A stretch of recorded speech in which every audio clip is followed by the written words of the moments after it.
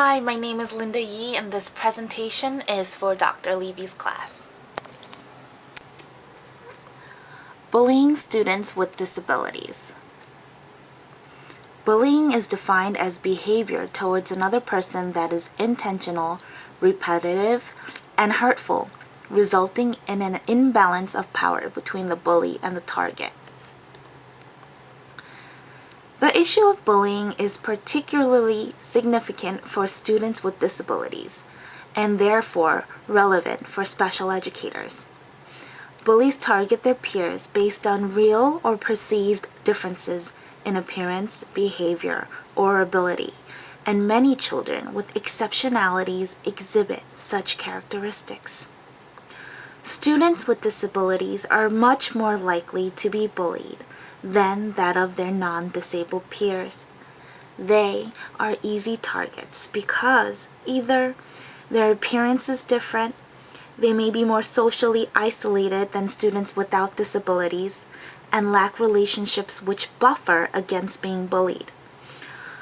Their disability makes it less likely that they can defend themselves, verbally or physically. They may behave differently or in ways that others do not understand. The extra support they require may pose challenges to staff as well as other students. Opportunities for engaging with, becoming familiar with, and better understanding students with disabilities are often limited. According to a 2007 MenCap study, 80% of children with learning disabilities are bullied at school. The National Autistic Society reports that 40% of autistic children and 60% of those with Asperger's syndrome have experienced bullying. This is all compared to a recorded 25% from students without disabilities. The ability to learn. Bullying affects students' ability to learn.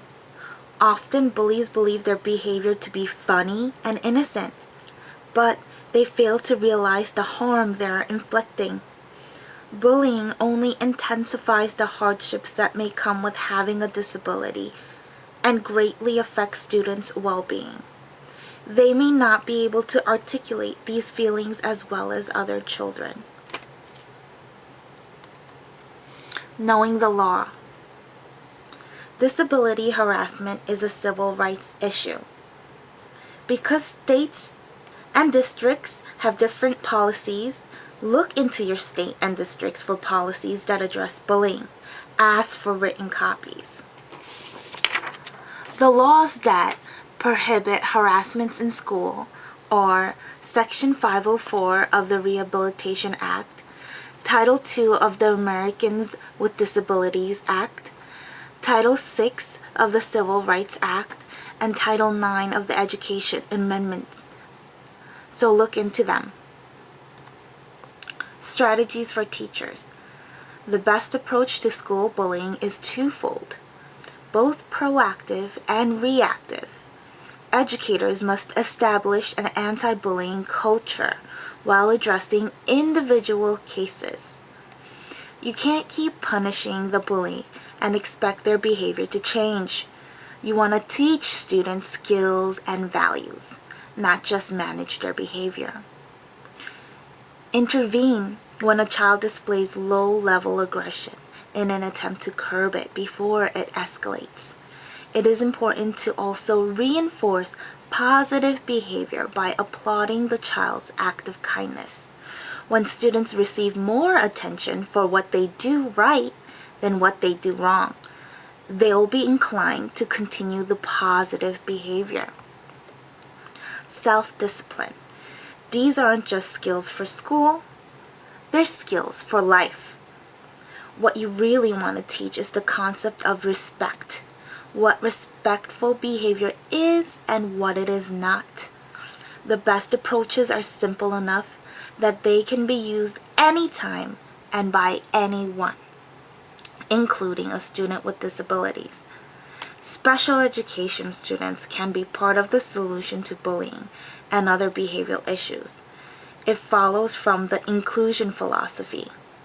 One recommended model is the stop, walk, talk model, where students are taught a universal response to the problem behavior, such as saying stop, giving a physical hand signal. And if the problem behavior continues, they need to walk away and tell an adult. It is really important to give kids one solution that works in a million situations.